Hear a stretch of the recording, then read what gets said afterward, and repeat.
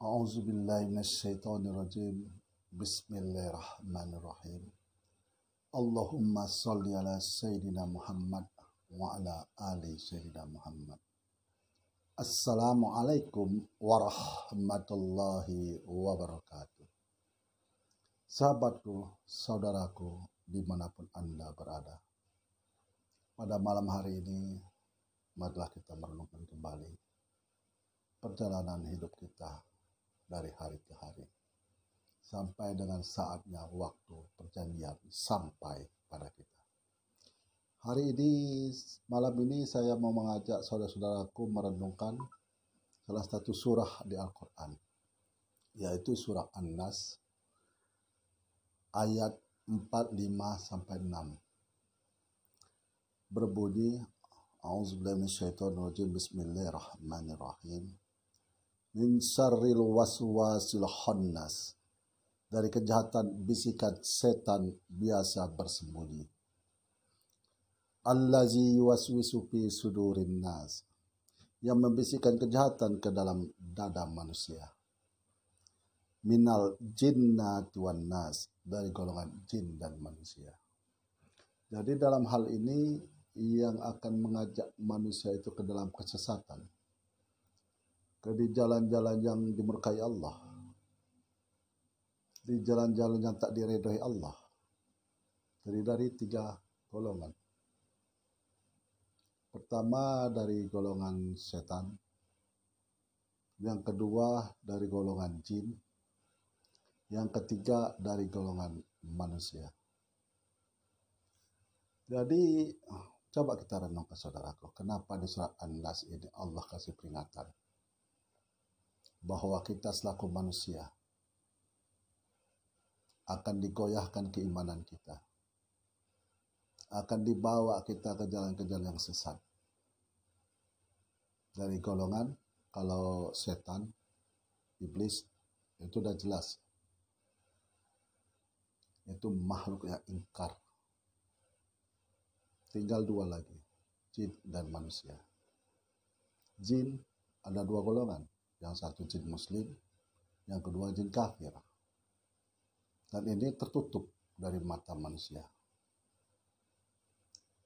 Yang satu lagi, jadi nomor 1 iblis dan setan, yang kedua jin, yang ketiga manusia.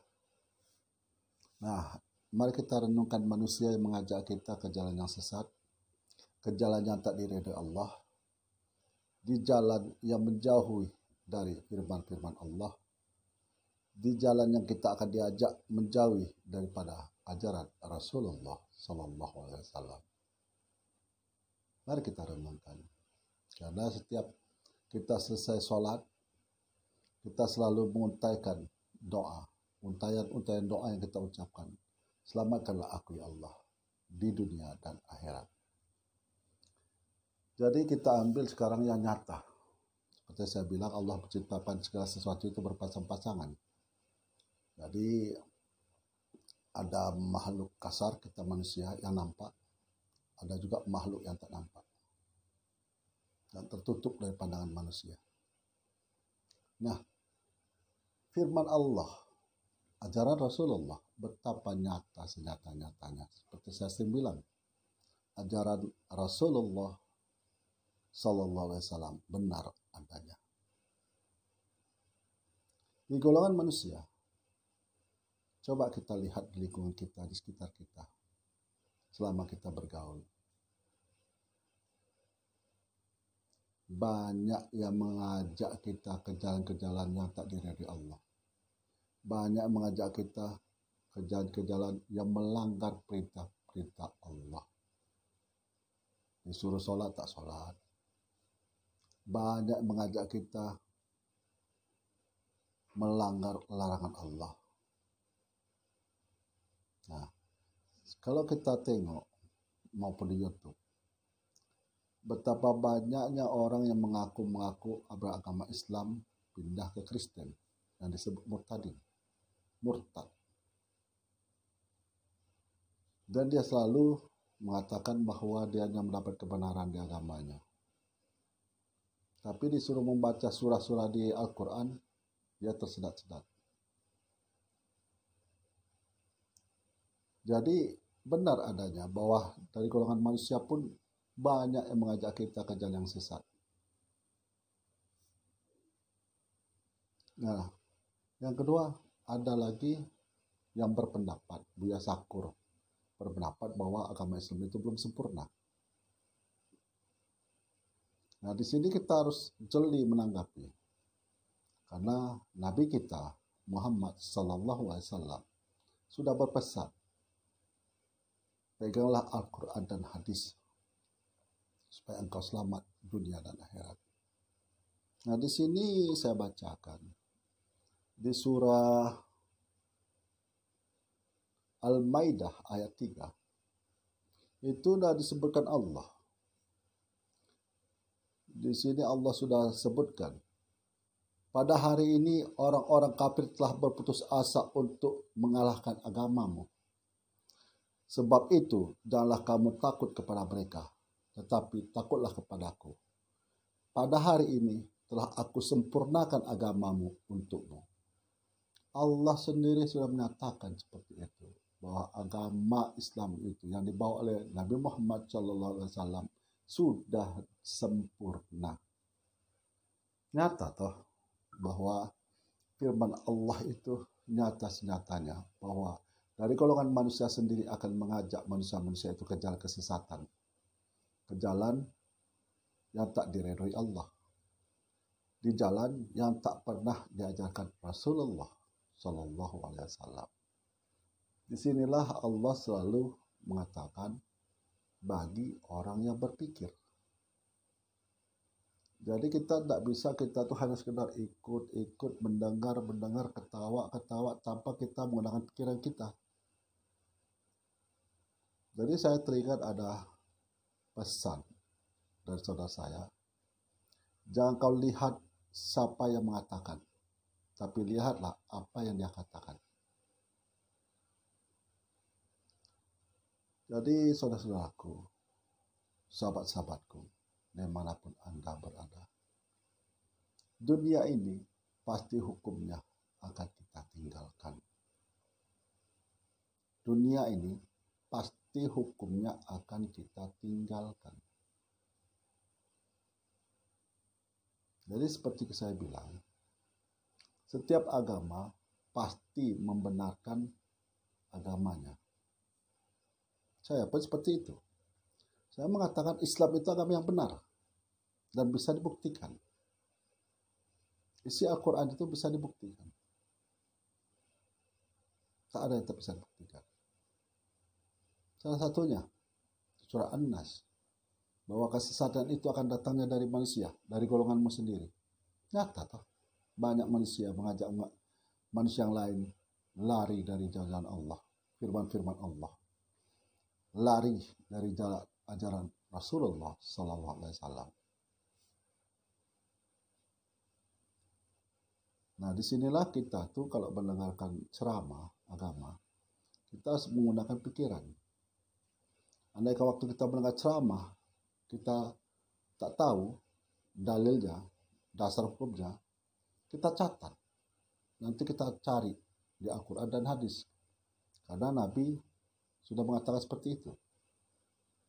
Kutinggalkan pada umatku dua perkara, yaitu Al-Quran dan hadis. Nah, ulama yang harus kita ikuti adalah ulama ahlul sunnah wal jamaah. Kalau dia mengaku ulama ahlul sunnah wal jamaah, tapi pembicaraannya tidak satupun mendukung dia adalah ulama ahlul sunnah wal jamaah, tidak berdasarkan sunnah ceramahnya, maka kita tak usah ikuti.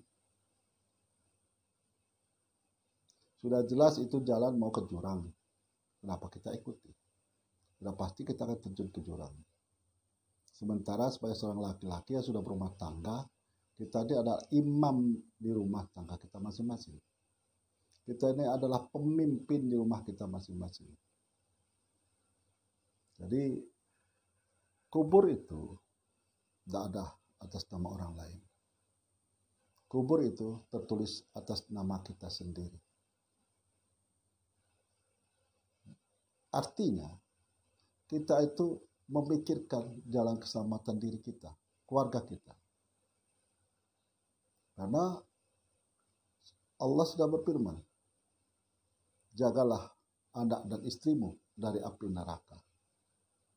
Coba bayangkan, kemarin kan ada gunung meletus. Lihatlah hari merah membara. Andai kata kita terjun ke lahar itu, langsung kita hancur. Tulang-tulang pun hancur. Itu baru lahar api dunia. Baru api dunia itu. Bagaimana kalau api neraka? Makanya di Al-Quran, dia memanggil itu adalah manusia. Yang diserukan itu manusia. Nabi saya, Nabi Muhammad SAW, menyeru juga kepada manusia. Supaya kita ini tidak selamat dunia akhirat. Jadi dunia ini apapun yang kita sukses, apapun yang kita miliki, jabatan tertinggi apapun itu, semakin tinggi jabatan kita, semakin banyak pertanggungjawabannya. Semakin kaya kita, semakin banyak pertanyaan akan ditanyakan kepada kita. Jadi Al-Quran itu bisa dibuktikan. Bukan omong kosong, bukan hayalan. Bisa dibuktikan bagi orang-orang yang berpikir. Jadi yang dipanggil oleh Rasulullah SAW itu adalah manusia-manusia untuk memeluk agama Islam. Taurat, Zabur, Injil. Itu sudah dirangkum semuanya di dalam Al-Quran. Coba sahabat-sahabatku renungkan. Renungkan dan renungkan kembali. Kenapa di mana-mana debat itu selalu Islam dan Kristen? Debat itu selalu Islam dan Kristen. Tidak ke agama yang lain. Pada umumnya debat itu agama Islam dan Kristen.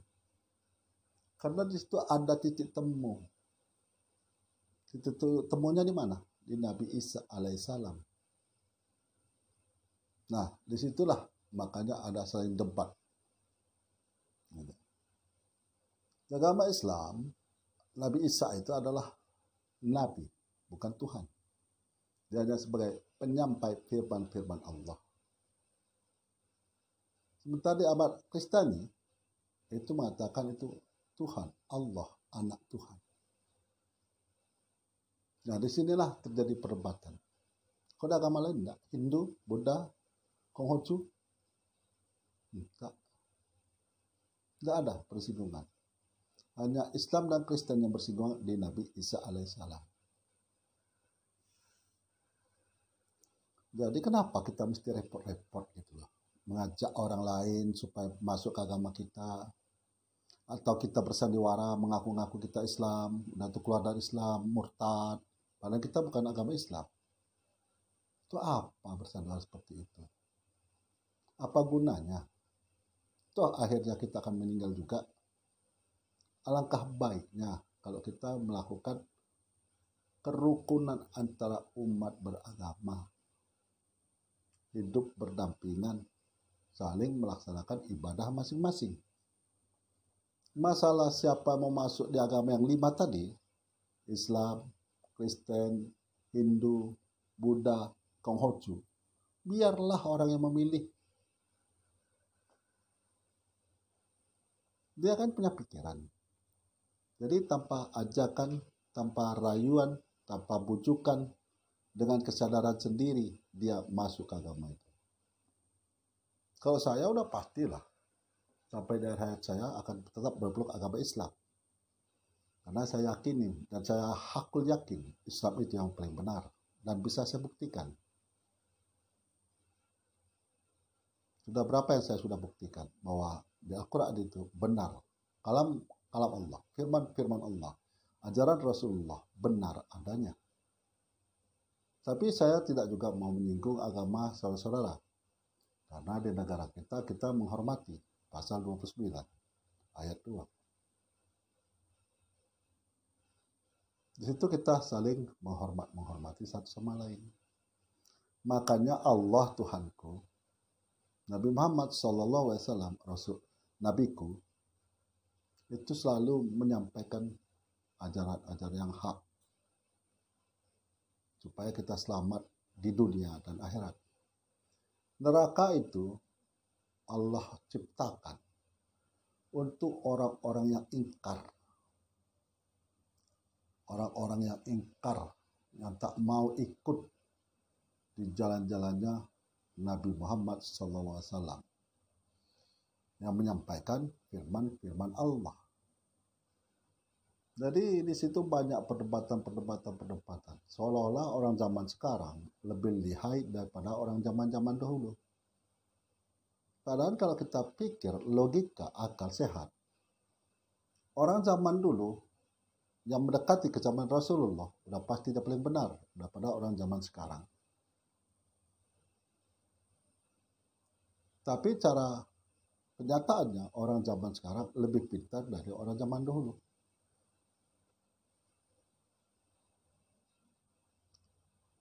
Imam Bukhari, Imam Muslim, udah pasti mereka lebih benar dari orang zaman sekarang.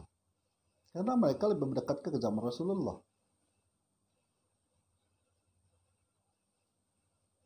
Jadi, sudahilah perdebatan, sudahilah saling membenarkan agama masing-masing, sudahilah itu.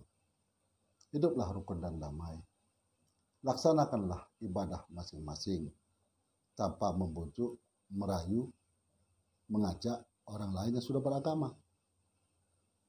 Biarlah mereka dengan kesadaran sendiri memilih agama mana yang ingin mereka masuki.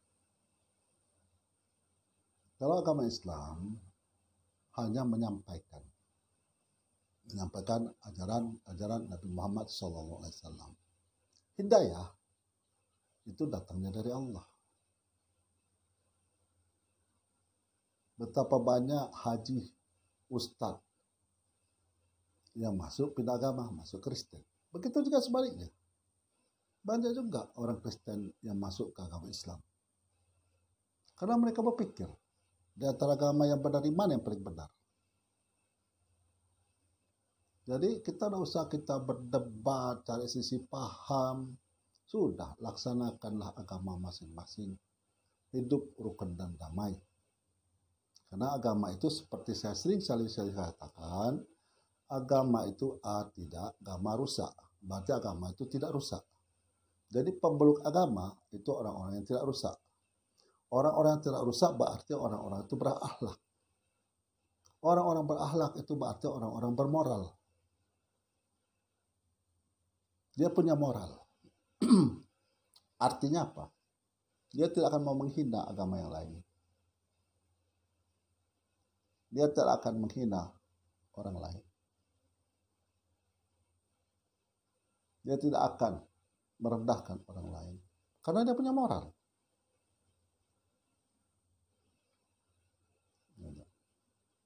Jadi sudahlah, stoplah persisi paham.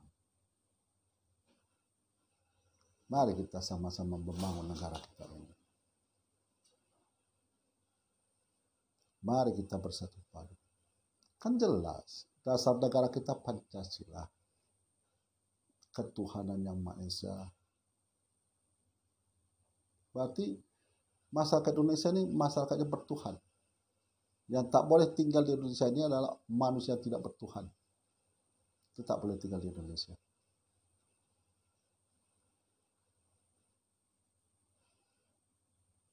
Yang kedua, sila kedua. Kemanusiaan yang adil dan beradab. Persatuan Indonesia. Kerakyatan yang dipimpin oleh kebiasaan dalam persyaratan perwakilan. Keadilan sosial bagi seluruh rakyat Indonesia. Jadi tujuan kita itu adalah keadilan sosial bagi seluruh rakyat Indonesia. Di situ nyatanya bahwa kita ini beragama berdampingan. Hidup rukun dan damai. Jadi stop untuk mengajak orang lain yang sudah beragama. Stop untuk mempengaruhi orang lain karena mereka sudah beragama. Biarlah mereka memilih agama yang mana yang mereka inginkan, sesuai dengan kepercayaan, sesuai dengan keyakinan yang dia yakini.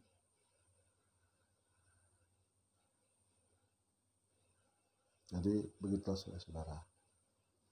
Jangan kita ini saling bermusuhan, saling hina menghinakan, saling menghujat.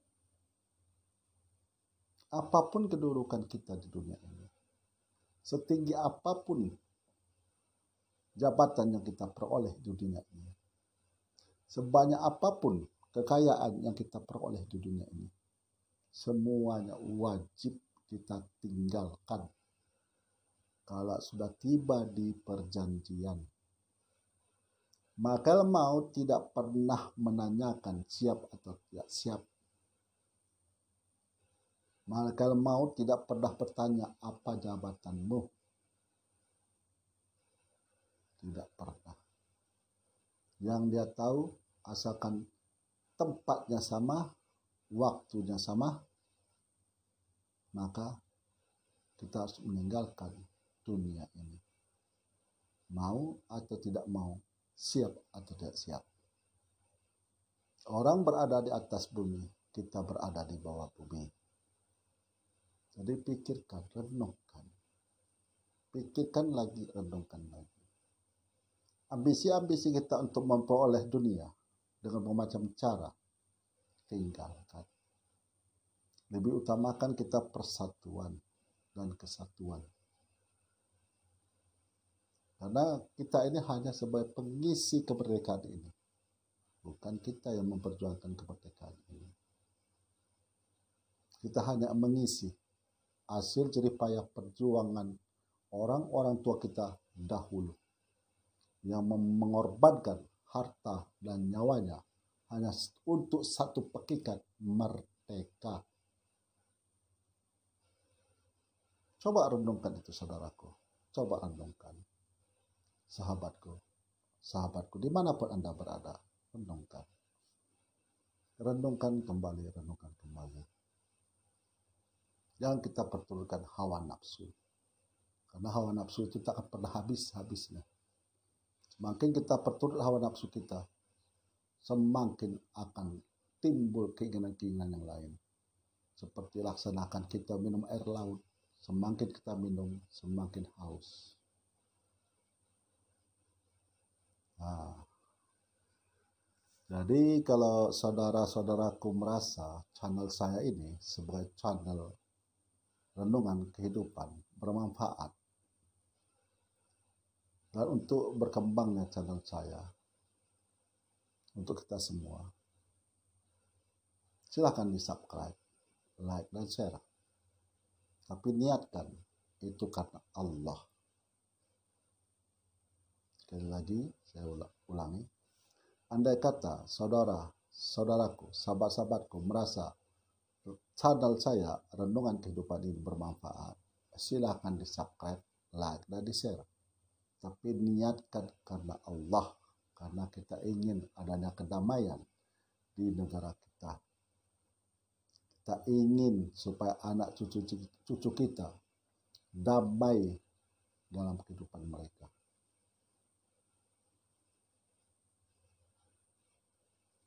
Jadi begitu saudaraku. Akhirul kalam saya akhiri dengan Assalamualaikum warahmatullahi wabarakatuh.